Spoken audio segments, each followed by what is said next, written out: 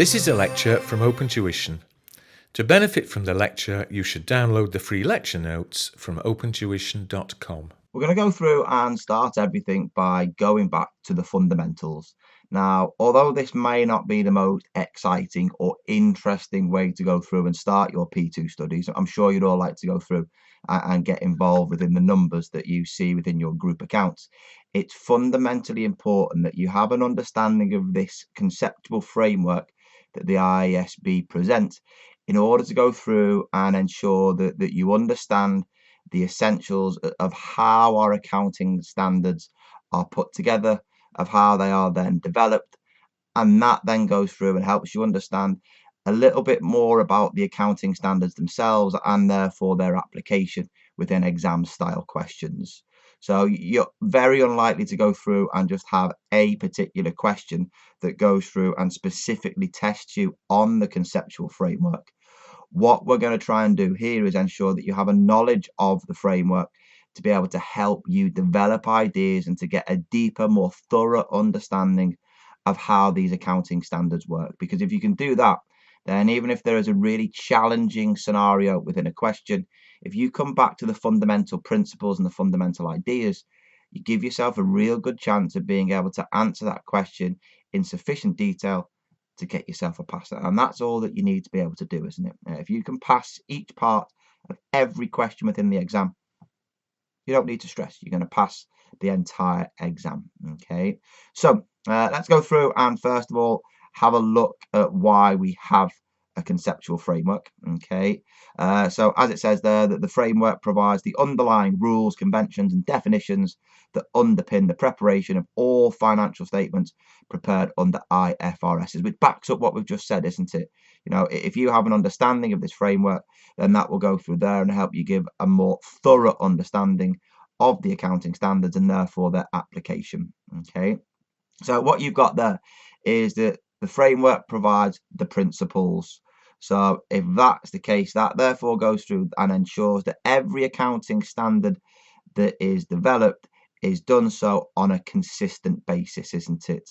So that each accounting standard, all those specific rules within the accounting standard, use exactly the same fundamental principles.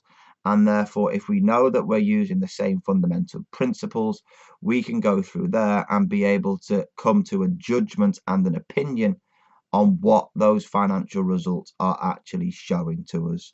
So different user groups will come to the same conclusion.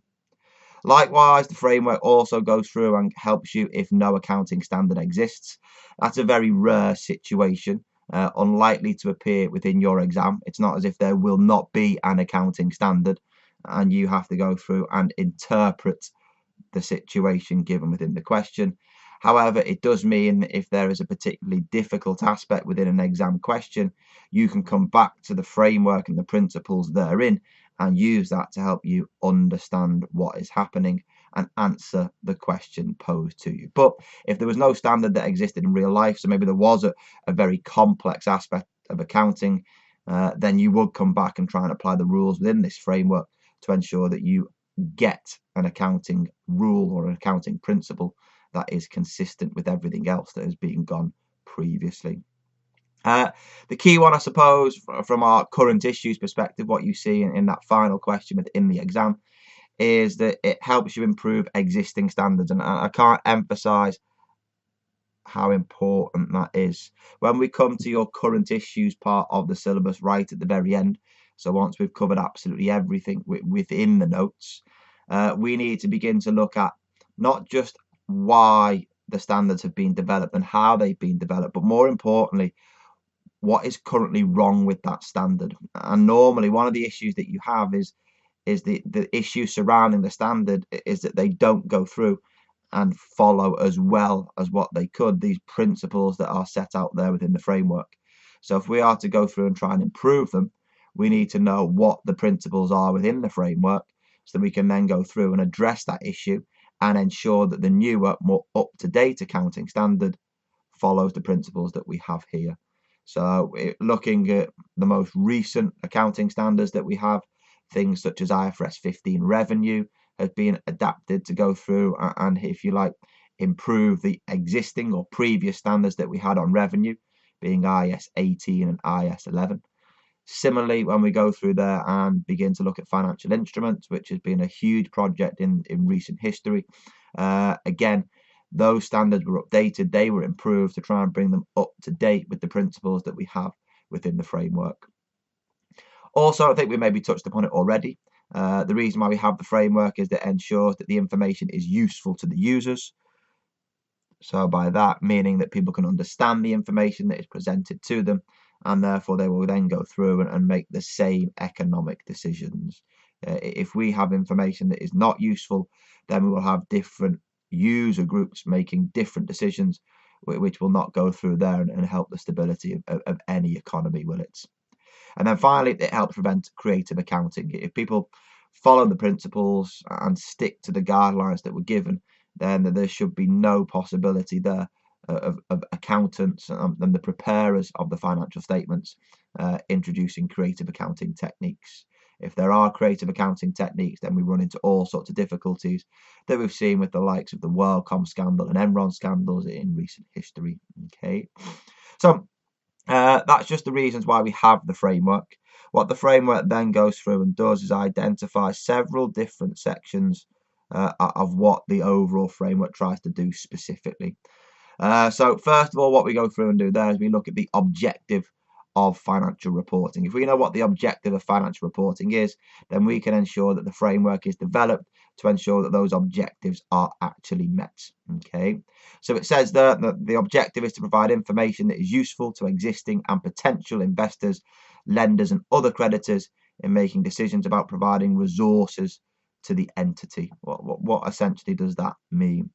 Well, you know, if you're an investor, if you're a lender, if you're another creditor, you know, if you're an investor, you want to see profitability, because that profitability will then ensure that you will get paid a dividend, won't it? Your dividends can only be paid out of distributable profits. So the investors want to see that you are making profit so that they are then going to get a return with regards to the dividend. If you're a lender or you're an other creditor, then you want to ensure that there is enough cash within the business so that the business is cash generative so that those liabilities can be paid off. So essentially that is the objective of what we're trying to do. We're trying to ensure that the investors are generating a return in terms of profitability so that they can then receive a dividend, and that the lenders and the other creditors are going to get their amounts due to them. They are going to receive the cash, and therefore those amounts due are going to be paid off. So we want to see a set of financial statements that goes through there and helps those investors, those lenders and creditors in making their decisions about whether or not they are prepared to invest further, or whether or not they are prepared to go through there and provide more cash or grant more credit to the business. So the way in which the framework goes through and looks at that is it talks about the economic resources of the entity. So thinking about the assets, and then it goes on and talks about the claims against the liabilities. So you're thinking there about the assets and you're thinking about the liabilities. So that's very much thinking, isn't it, about things from a statement of financial position perspective. And essentially that's going through there, isn't it? And allowing the users of the accounts to think about, is it your liquidity in the short term?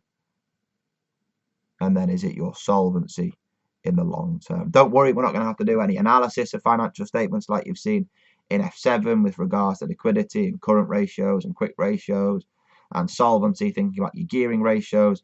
But what it's saying here is that the objective of the financial reporting is to make sure that we show the assets and we show that the liabilities there are, if you like, as we'll see later, faithfully represented. Okay. And then it goes through and talks about the changes in the entity's economic resources and claims. Well, that's where we begin to go through there and start to look at your statement of profit or loss. We could incorporate your other comprehensive income, but let's not go through there and talk about that white elephant, shall we? Okay, let's leave it there about your statement of profit or loss, because as your revenues change, as your costs change, that goes through there, doesn't it? And then has an impact on how the value of your assets and how the value of your liabilities change also. Okay. And that's whereby the framework goes through and starts to begin to bring in some other concepts.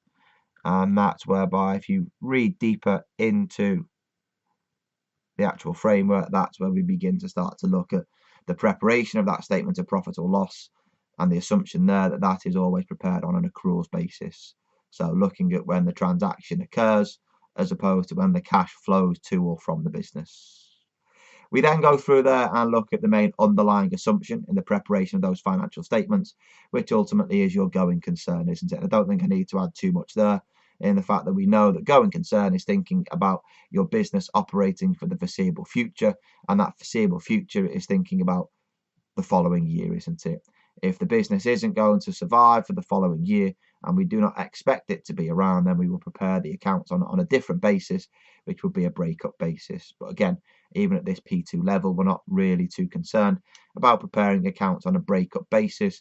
We will always be preparing accounts and looking at accounting standards dealing with the going concern principle. We then have what I refer to is it as the qualitative characteristics. So we have them just there. And the qualitative, if I can say it properly, always trips me up, that the qualitative characteristics.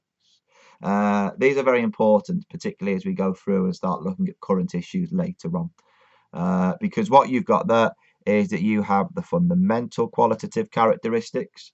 So in order to make the information as useful to those users of the accounts as possible, so investors, lenders, and your creditors. There are other user groups, but they're the three that we'll primarily focus on now.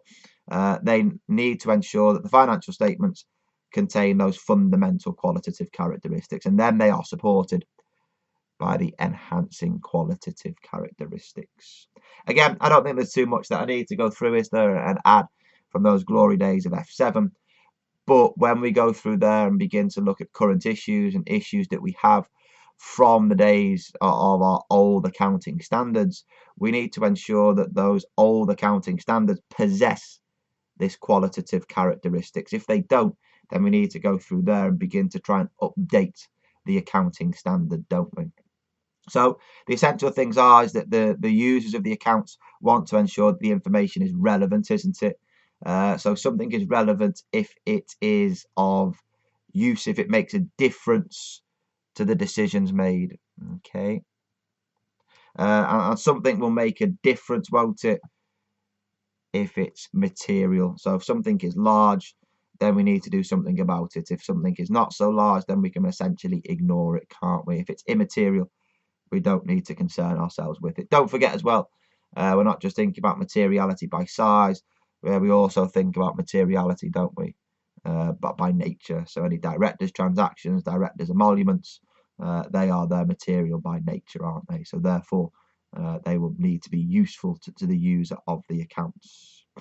When we're going through there and looking at the other fundamental qualitative characteristic thing, that's the more, if you like, imperative of the two, the most important, because that's where we bring about substance. In order for something to be faithfully represented, then we need to go through there, don't we, and prepare the financial statements on the basis of substance over legal form, don't we? So when we start to begin to look at group accounts, we need to go through there, don't we, and begin to look at the substance of the transaction as opposed to the legal form. When we begin to look at financial instruments, like you've seen already in F2, when we've gone through and looked at financial instruments in F7, I should say, when we look at convertible instruments, again, we need to go through there and account for them based upon the substance as opposed to the legal form. So in order for something to be faithfully represented, we need to account for it based upon its substance, don't we? Okay.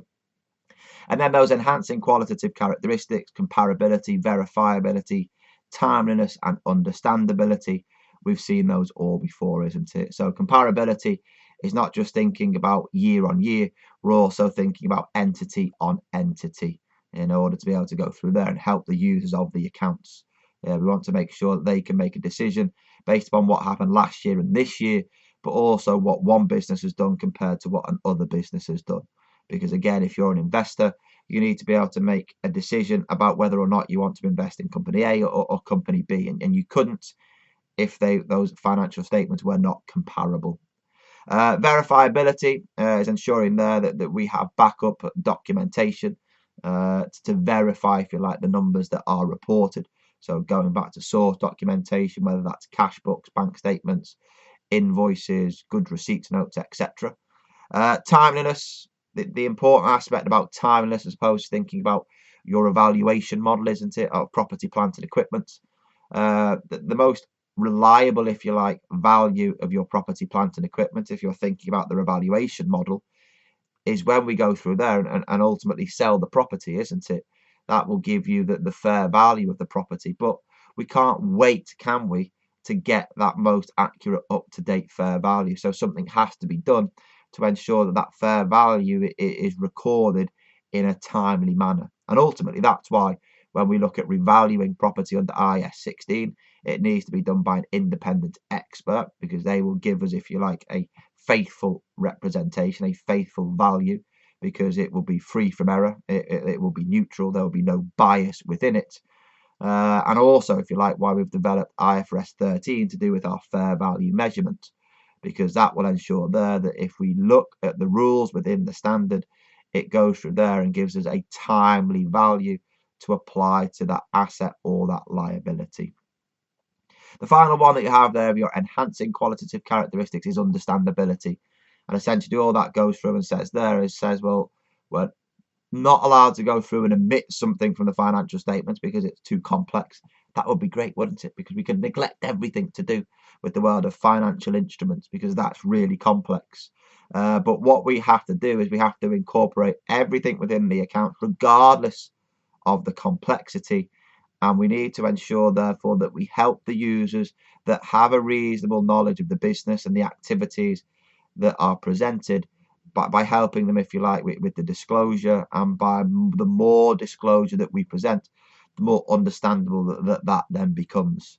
So when we begin to think about the disclosure standards, of which there have been many in recent years, so IFRS 7, financial instruments disclosure, IFRS 8, looking at your operating segments disclosure, that helps the user of the accounts with a little bit more understandability of the business and its activities. Okay, so it's important that we begin to think about the accounting standards as we go work through them, and how they can apply and tie back into the framework. Okay, so what we'll do is we'll just leave it there for now. We'll go through and start up a new video in a second. But I just want to make sure that you spend a little bit of time before we start up again, just going back into the study text that you're using to go through and work with through P2, to just do a little bit of background reading about the qualitative characteristics and the underlying assumption being going concern, and thinking about the objective of financial reporting. Because if you do, you can then begin to look at the next video where we start to look at the elements of the financial statement, the recognition criteria, and then begin to look at the concepts, is it there, of capital maintenance. So just spend 10-15 minutes or so working through what we've already covered so far, and then we'll rejoin you there in a wee while.